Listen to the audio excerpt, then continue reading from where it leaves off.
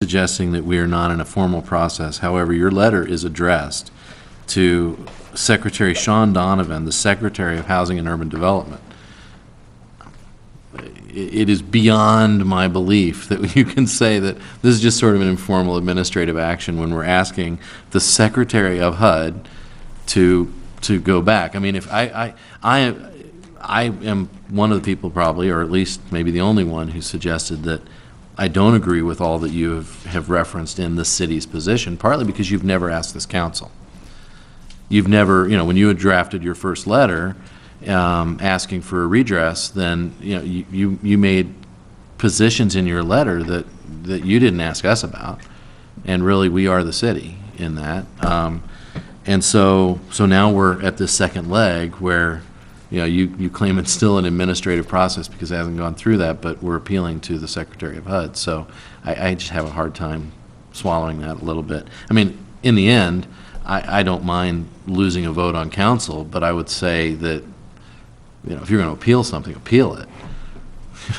Don't write President Obama a letter asking him to change something and say, oh, well, we didn't really appeal it. Well, all I can tell you is what the regs say in terms of describing the appeal process, and this is not it. So, I mean, it may be going to a higher level in the hierarchy, but it still doesn't constitute a formal appeal, which would go to an administrative law judge. In other words, it's still administrative, and once you go into the administrative law judge, it goes into more of a judicial process that kind of goes, it's not completely outside the executive branch, but I'm still staying within the executive branch, which can make these kinds of decisions. I understand the difference, but I'm suggesting that it's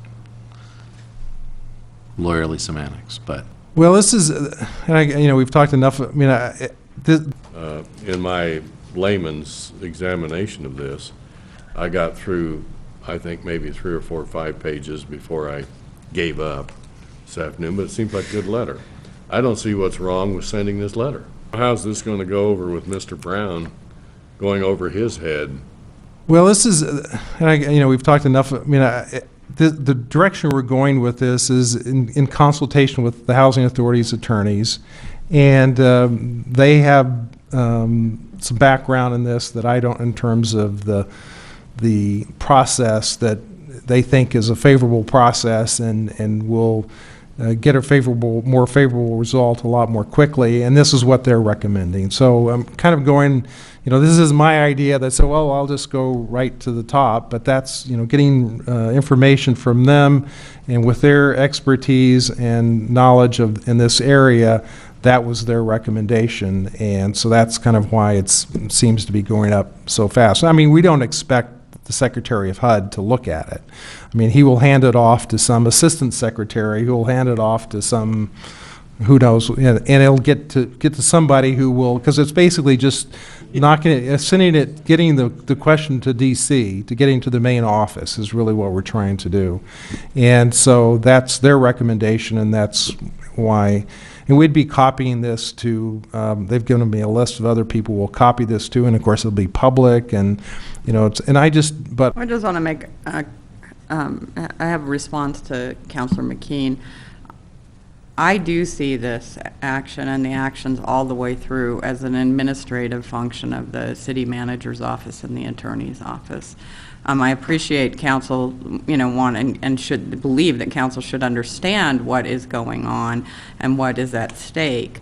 But I don't see the actions being taken on behalf of the city to ensure that we don't get stuck for $250,000 as a policy decision for the city. I see it as an administrative function of the management team. And I consider it to be, potentially micromanaging that process. And that's really for the public, for me to share with the public my position more than it is to, personally attack you. I certainly understand your position and appreciate your concerns, but that's just, we have a difference of opinion there, and I wanted to make that clear.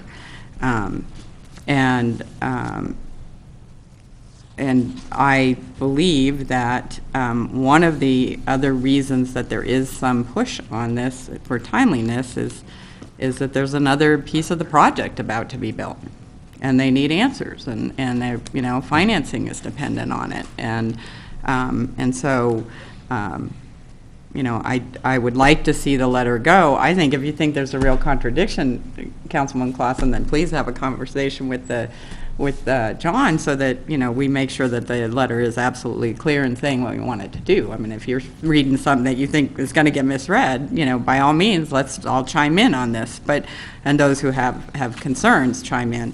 But I'd like to see the letter go, and I'm not necessarily sure that at this point we do need an executive session. Where we stand today, I think where we stand today, where we may need that executive session is when we get a response to this letter. Go ahead. And I guess where I look at this is that, and I'm kind of like Joan, that it really stays at that administrative level with you discussing this with the parties that be to really tell you, formulate what it is that the evidence presents itself, that now we need to act on that. And so this letter to me is just more of that, what I call discovery mode. Right, and, yeah. Very valued service Right. in the community. Joan, let me just really quickly respond to you, because you've spoken strongly tonight about public process. And that, I think I made clear, was my reasoning for making this a council action, or an approval of going forward in that process.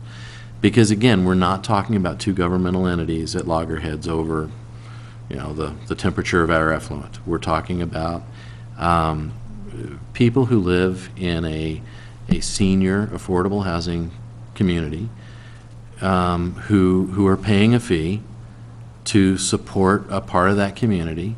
And we're talking about, you know, really what has been a very long process of just trying to find an answer to this. And that's, you know, really, in the end, that's why I think that this is very much a policy decision for us, in that this is not a response of how does our administrative staff interact and react to a decision from another administrative staff. This was a question brought by constituents who asked for an answer to this question: is this fee allowable? And that puts it in a whole nother ballpark. And